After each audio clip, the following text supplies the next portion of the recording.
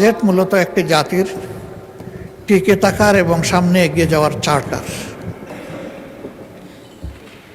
আমি ধন্যবাদ জানাই মাননীয়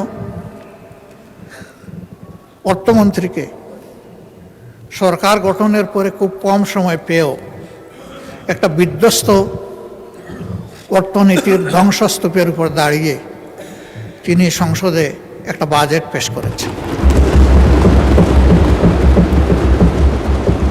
234 পৃষ্ঠার এই বাজেট পাঠ করতে তার অনেক কষ্ট হয়েছে, কষ্ট হওয়ার কথা। কয়েক ঘন্টা তাকে দাঁড়িয়ে বক্তব্য রাখতে হয়েছে। তার উপর একটি গুরুভার অর্পিত হয়েছে এই সংসদ এবং সরকারের পক্ষ থেকে। আমি এও বিশ্বাস করি তিনি তার জ্ঞান মতো এই বাজেটকে সর্বোচ্চ চূড়ায় নিয়ে যাওয়ার, সুন্দর করার তিনি চেষ্টা করেছেন। কিন্তু তারপরেও তিনি এবং তার টিম ব্যক্তিগতভাবে মানুষ, সমষ্টিগতভাবে মানুষ, মানুষের কোনো প্রয়াস সম্পূর্ণভাবে ভুলের ঊর্ধ্বে হওয়ার প্রশ্নই ওঠে না। এর মধ্যে ত্রুটি এবং ঘাটতি থাকবে, এটাই স্বাভাবিক। এটা আমি করলেও থাকত। বিরোধী দলের কাজ হচ্ছে ওয়াচ ডগের কাজ করা। তারা তীক্ষ্ণ দৃষ্টিতে দেখবে এই বাজেটের মাধ্যমে জনকল্যাণের পরিবর্তে কোথাও জনগণের কোনো ক্ষতি হচ্ছে কিনা, এবং বিশেষ করে সমাজের ন্যায্যতার ভিত্তিতে যাদের পাওনা আছে তারা বঞ্চিত হচ্ছে কিনা, এবং কোনো জায়গায় জনগণের অর্থের অপচয়ের প্রস্তাবনা আছে কিনা, এই বিষয়গুলো দেখা মূলত বিরোধী দলের কাজ। সরকারি দলের বন্ধুরা বিরোধী দলের সমালোচনাকে কেউ কেউ ওয়েলকাম করেছেন, আমি তাদেরকে ধন্যবাদ জানাই। আবার কেউ কেউ বিরক্তি প্রকাশ করেছেন, আমি তাদেরকেও ধন্যবাদ জানাই। এইসব বৈচিত্র্য নিয়েই এই সংসদ, এ বৈচিত্র্য থাকুক। সরকারি দল বাজেটের প্রশংসা করতে থাকুক, বিরোধী দল হালকা প্রশংসার সাথে ভারী ওয়াচডগের কাজটাও করে যাক। তাহলে বাজেট সত্যিকার অর্থে পূর্ণতা পাবে, এবং আমরা এটা আশা করতে চাই।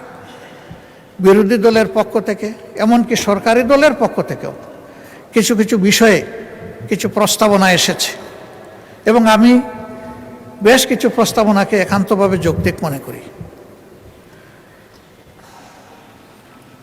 রেওয়াজ অনুযায়ী সম্পূরক বাজেটের উপরে কাট মোশন ছিল, সেখানে একটাও গ্রহণ করা হয় নাই। যদি 1 টাকার একটাও গ্রহণ করা হতো তাহলে ডেমোক্রেসিতে সুন্দর একটা চ্যাপ্টার যুগ হতো। এবারও যে প্রস্তাবনাগুলো এসেছে, আমি আশাবাদী হতে চাই যে সবগুলাই অবলীলায় অগ্রাহ্য হবে না, বরঞ্চ যেগুলা যৌক্তিক মাননীয় অর্থমন্ত্রী বিবেচনায় নিয়ে সেগুলা গ্রহণ করবেন, এবং তার পূর্ণাঙ্গ প্রস্তাবনায় সংশোধিত আকারে তিনি এই সংসদে পেশ করবেন। তাহলে দেশবাসী বুঝতে পারবে যে এই সংশোধনের আলোচনা শুধু সময় ক্ষেপণের জন্য নয়, কিন্তু কিছু কথার ফুলঝুরি নয়, এর বাস্তবতা রয়েছে, এর মধ্যে সারবস্তু আছে। মাননীয় speaker, Lily ultra soft serum gel, যা গভীর থেকে স্কিনে দেয় 3 গুণ সিরাম হাইড্রেশন। সিরাম জেল হাইড্রেশনে ব্রাইট থাকো সব সিজনে। এই সেশনটা কার্যত আগামীকালকে শেষ হবে না, কিন্তু এই চ্যাপ্টারটা ক্লোজ হবে আগামীকাল। কারণ জুলাইয়ের 1 তারিখ থেকে এই বাজেট বাস্তবায়ন শুরু হবে ইনশাআল্লাহ। এই ক্ষেত্রে আমাদের সুস্পষ্ট প্রস্তাবনা যে আমরা দেখতে পাচ্ছি অতীতে বর্তমানে কোনো বেশ কম হয়নি। এটা জুলাই টু জুন হওয়ার কারণে এবং শেষের দিকটা বন্যা দুর্যোগ থাকার কারণে তাড়াহুড়া করে অর্থ ছাড়া হয়। সারা 10 মাসে 42%, আর এই সময় আরও 42% থেকে যা হয় পুরোপুরি। পরে এখানে অপচয় এবং লুটপাটের দুয়ার উন্মুক্ত হয়ে যায়। আমাদের প্রস্তাবনা কালকেও এখানে আলোচনায় এসেছে, পরশু এসেছে, এর আগেও এসেছে। আমরা আমাদের ছায়া বাজেটেও বলেছি যে ফিসকাল ইয়ারটা আমাদের ক্যালেন্ডার ইয়ারের সাথে মিলিয়ে দেওয়া হোক,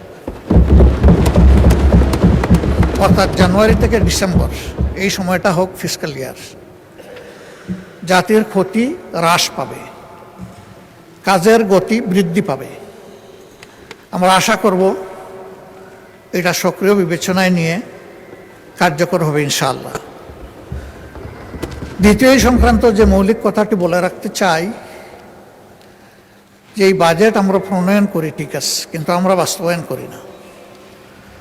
বাস্তবায়ন করে আমাদের নির্বাহী ফোর্স যারা আছে তাদের মাধ্যমে, রাষ্ট্রের কর্মকর্তা কর্মচারীদের মাধ্যমে বাস্তবায়ন হয়, তারাও ভুলে উঠবে না। এটা নিয়মিত ইভ্যালুয়েশন বা অ্যাপ্রোপ্রিয়েশনের যদি একটা সিস্টেম আমরা এস্টাবলিশ করতে পারি, তাহলে জনগণের ট্যাক্সের টাকার সর্বোচ্চ সদ্ব্যবহার হবে, এটা আমরা নিশ্চিত হতে পারি। এই জন্যে প্রতি 3 মাস অথবা 4 মাস অন্তর অন্তর এর ইভ্যালুয়েশন বা অ্যাপ্রোপ্রিয়েশন রিপোর্ট এবং আলোচনাই সংসদে হওয়া উচিত। বিশেষ করে শেষ 3টি মাস হাতে রেখে সম্পূরক বাজেটটা আসা দরকার। এবারও আমি ব্যক্তিগত আলোচনায় বলেছিলাম যে দেরি করলেন কেন, এটা আরও আগে আনতে পারতেন। একজন দায়িত্বশীল সম্মানিত সদস্য তিনি বললেন যে এত আগে প্রেডিক্ট করব কিভাবে। আমি বললাম যখনই পরিকল্পনা নেওয়া হয়েছে প্রেডিকশন তো তখন হয়ে আছে, এবং এর একটা টাইম লাইনও হওয়া উচিত,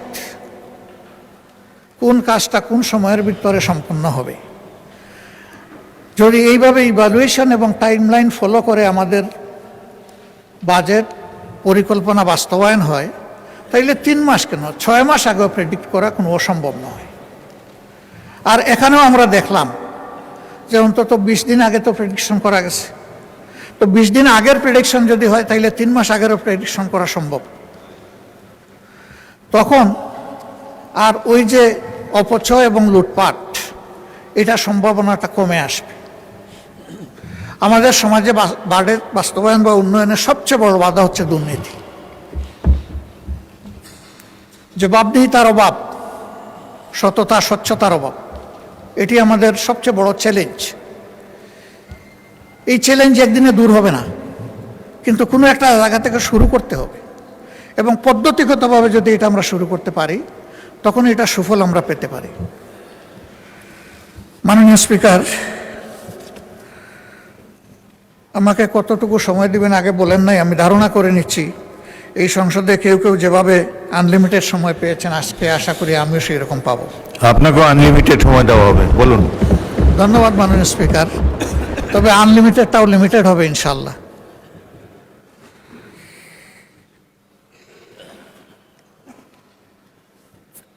মাননীয় স্পিকার, আমি সব খাতওয়ারি বিষয়গুলো এখানে আনব না। যে বিষয়গুলোকে আমি সবচেয়ে বেশি গুরুত্বপূর্ণ মনে করি সেই বিষয়গুলো এখানে আনতে চাই। বাজেট দেশের জনগণের জন্য। এখানে সকল জাতি গোষ্ঠী অঞ্চল সমন্বিত হবে, সম্পৃক্ত থাকবে। তবে একটা ইনসাফ ভিত্তিক বাজেট তখনই হবে যখন সমাজের পিছিয়ে পড়া অংশ এবং অঞ্চলকে অধিক গুরুত্ব দিয়ে বাজেটে সম্পৃক্ত করা হবে, এবং এই বাজেটের সুফল যখন সবাই পাবে, কেউ এর সুফল থেকে বঞ্চিত হবে না। এই বাজেটে আমরা লক্ষ্য করেছি তার ব্যতিক্রম আছে। সেই ব্যতিক্রমটা নিয়ে অনেকেই কথা বলেছেন, আমিও আবার কথা বলছি। শিক্ষা জাতির মেরুদণ্ড। আমাদের শিক্ষা ব্যবস্থা ভালো নেই। বিভিন্ন ধরনের অনিয়ম অপকর্মের কারণে এটা বিশ্বের মিনিমাম স্ট্যান্ডার্ড আমাদের দেশ মেনটেন করতে পারে না। 18 কোটি মানুষের দেশে এতগুলা পাবলিক বিশ্ববিদ্যালয়, এতগুলা প্রাইভেট বিশ্ববিদ্যালয়, কিন্তু বিশ্ব র্যাঙ্কিংকে গুরুত্বপূর্ণ জায়গায় আমরা এখনো জায়গা করে নিতে পারিনি, বরঞ্চ দিন দিন আমরা পিছিয়ে যাচ্ছি। এর মূল কারণ এই শিক্ষা প্রতিষ্ঠানগুলো নিয়ে আমাদের কোনো নির্দিষ্ট ভিশন নেই এবং সেই জায়গায় দক্ষতা বৃদ্ধির এবং দক্ষ লোকের সম্মান করার কোনো জায়গা নেই। বরাবরই রাজনৈতিক আনুগত্যকে প্রাধান্য দেওয়ার কারণে নিজেদের ইচ্ছা অনিচ্ছার লালন পালন করার কারণে আমাদের শিক্ষা পিছিয়ে যাচ্ছে। কোথায় গিয়ে থাকবে আল্লাহ ভালো জানে। থামাতে হবে, আর পিছনের দিকে যেতে দেওয়া যাবে না। এখন একটা জায়গা থেকে শুরু করে সামনে এগিয়ে যেতে হবে। সেই শিক্ষা আমাদের দেশে বহুমাত্রিক। এখানে সাধারণ শিক্ষা আছে, কেজি থেকে শুরু করে বিশ্ববিদ্যালয় পর্যন্ত। আবার এখানে মাদ্রাসা শিক্ষা আছে। মাদ্রাসায় আবার 2টি মৌলিক ধারা আছে, একটি আলিয়া মাদ্রাসা আর একটি কওমি মাদ্রাসা। আলিয়া মাদ্রাসা সরকারি কনসিডারেশনে যেটুকুই হোক আছে, কিন্তু বিশাল একটা অংশ কওমি মাদ্রাসা যারা, তাদের কোনো কনসিডারেশন এই বাজেটে নেই। অথচ সরকারের ট্রেজারিতে তারাও তো ট্যাক্স দিচ্ছে। প্রত্যেকটি নাগরিক কিন্তু পরোক্ষ এবং প্রত্যক্ষ কর পরিশোধ করে থাকে। তো তাদের তো হক আছে, তাহলে তারা কেন উপেক্ষিত হবে? হ্যাঁ, এখানে তাদের কিছু আশঙ্কা আছে। তাদের আশঙ্কা হলো সরকারি দান অনুদান সুবিধা যদি গ্রহণ করা হয়, তাহলে এই শিক্ষা ব্যবস্থার উপরেও সরকার ইচ্ছামতো নিয়ন্ত্রণ আরোপ করবে। তখন ইসলামী শিক্ষার মৌলিকত্ব ক্ষুণ্ণ হতে পারে। যদি তাদের সম্মিলিত যে সংস্থা আছে হায়াতুল উলিয়া, তাদের সাথে বসে তাদেরকে নিশ্চয়তা দেওয়া যায় যে আপনাদের পরামর্শ মোতাবেকই এগুলা পরিচালিত হবে, আমরা জোর করে কিছুই চাপাবো না। রাষ্ট্রের ট্রেজারিতে আপনাদের হক আছে, আপনাদের হক আপনাদের হাতে তুলে দেওয়া আমাদের দায়িত্ব, আমাদেরকে এই সুযোগ আপনারা সৃষ্টি করে দেন। তখন একটা রাস্তা বের হবে। আমি মনে করি তাদেরকে এই বাজেটে ইনক্লুড করা উচিত। এখন মেকানিজম কি হবে, সরকার এটা বের করে নেবে। এই ক্ষেত্রে যদি আমাদের কোনো সহযোগিতা লাগে, আমরা প্রস্তুত। আমাদের সহযোগিতা ছাড়াই যদি সরকার একা সমাধান করে বলে, ধন্যবাদ দেব, অসুবিধা নেই, কাজটা হওয়া দরকার। এরপরে আমরা লক্ষ্য করলাম প্রাইমারি স্কুলের প্যারালাল সংখ্যায় যাই হোক, ইবতেদায়ী মাদ্রাসা আছে, সেই মাদ্রাসাগুলার কোনো অ্যাকোমোডেশন এখানে নাই, আমাদের বাজেটে নাই। তারাও শিক্ষায় কন্ট্রিবিউট করছে। আমি দাবি করব তাদেরকেও এর অন্তর্ভুক্ত করা। নন এমপিওভুক্ত যে সমস্ত শিক্ষা প্রতিষ্ঠান আছে, ফ্যাসিস্ট আমলে বাস্তবতা থাকা সত্ত্বেও অনেক প্রতিষ্ঠান এমপিওভুক্ত হয়নি। এটা ঠিক যে এই ধরনের বেশ কিছু প্রতিষ্ঠান থাকতেও পারে যাদের কোনো ন্যূনতম মান নেই, দেওয়ার মতো অবস্থা নেই। নিরপেক্ষভাবে নির্মোহভাবে মান যাচাই করে, লাইকিং ডিসলাইকিং এর ভিত্তিতে নয়, কোনো এলাকা বা অঞ্চল বেদে বৈষম্য নয়, একটা কমিটি বা কমিশন করে শিক্ষা মন্ত্রণালয়ের অধীনে যাচাই বাছাই করে যেগুলা এমপিওভুক্ত হওয়া উচিত, তাদেরকে আর ঝুলিয়ে না রেখে তাদের উপর আর জুলুম অব্যাহত থাকুক, এটা আমরা চাই না। আমরা চাই যে এটার অবসান হোক, এটার সমাধান হোক। শিক্ষা জাতির প্রতি কোনো অনুগ্রহ নয়, একটি জাতির অধিকার। এই অধিকার দেওয়ার দায়িত্ব হলো রাষ্ট্র বা সরকারের। প্রত্যেক দেশে, উন্নত দেশেও শিক্ষার 2টি পথ রয়েছে, একটি সরকারি, একটি বেসরকারি। বেসরকারিতে তারা যাবে, সরকারির চাইতে যারা উন্নত শিক্ষা আছে বলে মনে করে, যাদের অর্থ আছে, অ্যাফোর্ডেবিলিটি আছে, তারা যাক, অসুবিধা নেই। কিন্তু যে জনগণ সরকারি শিক্ষাটা নিতে চায়, তাদেরকে মানসম্মত শিক্ষা নিশ্চিত করা হচ্ছে সরকারের কাজ। এই ক্ষেত্রে অবশ্যই পুরা শিক্ষাটাই সরকারিকরণ হওয়ার দাবি রাখে। এই বিষয়টাও আমি সরকারকে বিবেচনায় নেওয়ার জন্য অনুরোধ করব। তবে হ্যাঁ, এবারকার বাজেটে এটা কতটুকু সম্ভব হবে এটা তারা বিবেচনা করে দেখবেন। 5 বছরের জন্যই পার্লামেন্ট এবং সরকার গঠিত হয়েছে। আমরা আশা করি যে 5 বছর এটা কন্টিনিউ করবে। এর একটা স্বল্প, মধ্য এবং দীর্ঘমেয়াদী পরিকল্পনা থাকা দরকার। জাতিকে আশ্বস্ত করা দরকার যে আমরা এইভাবে আগাতে চাচ্ছি। জাতির সামনে বিষয়টা স্পষ্ট করা দরকার। মাননীয় স্পিকার, শিক্ষায় অনগ্রসর একটা জনগোষ্ঠী আছে, তারা আমাদের অংশ, তারা এই দেশের নাগরিক। তাদের একটা অংশ বা বড় অংশ পাহাড় অঞ্চলে বসবাস করে।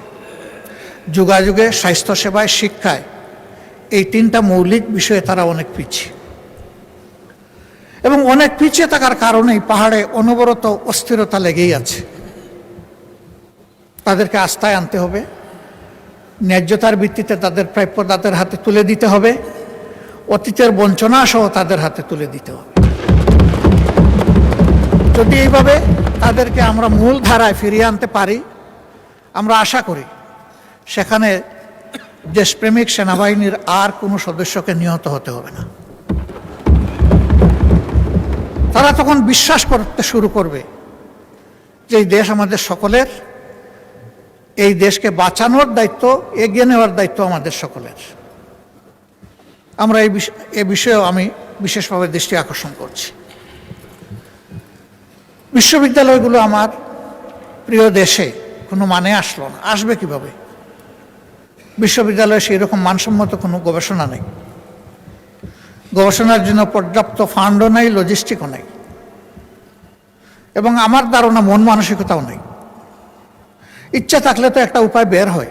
শিশু কান্না করলে তো মা কিছু দুধ দেয়। আমাদের বিশ্ববিদ্যালয়গুলা যদি রিসার্চ বেস না হয়, তাহলে চিরজীবনই আমরা একটা আমদানি নির্ভর জাতি হিসাবে থেকে যাব। আমরা যে সমস্ত ক্যাপিটাল মেশিনারি, লজিস্টিক এবং আমাদের প্রয়োজনীয় পণ্য বিদেশ থেকে আমদানি করে থাকি, তাকে আমদানিই করতে থাকবো আর শুধু খুঁজতে থাকবো যে কোন দেশ থেকে ভালো আমদানি করা যাবে, নাকি একদিন আমরাও রফতানি করার জন্য এই পণ্যগুলো তৈরি হব? জাতিকে যদি এই ক্ষেত্রে তৈরি করতে হয়, অবশ্যই বিশ্ববিদ্যালয়গুলোকে গবেষণা কেন্দ্রে পরিণত করতে হবে। এবং আমি অনুরোধ করব, শিক্ষায় যে ফান্ড দিয়েছেন, যদি আরও সম্ভব হয় আরও ফান্ড দিয়ে, স্পেশাল অ্যালোকেশন দিয়ে অন্তত 5-7টা ইউনিভার্সিটিকে স্পেশালি ডেজিগনেট করা দরকার, স্পেশাল অ্যাসাইনমেন্ট দেওয়া দরকার যে আমাদের জাতি আপনাদের কাছ থেকে এটি চায়। লিলি আল্ট্রাসফট সিরাম জেল, যা গভীর থেকে স্কিনে দেয় 3 গুণ সিরাম হাইড্রেশন। সিরাম জেল হাইড্রেশনে ব্রাইট থাকো সব সিজনে।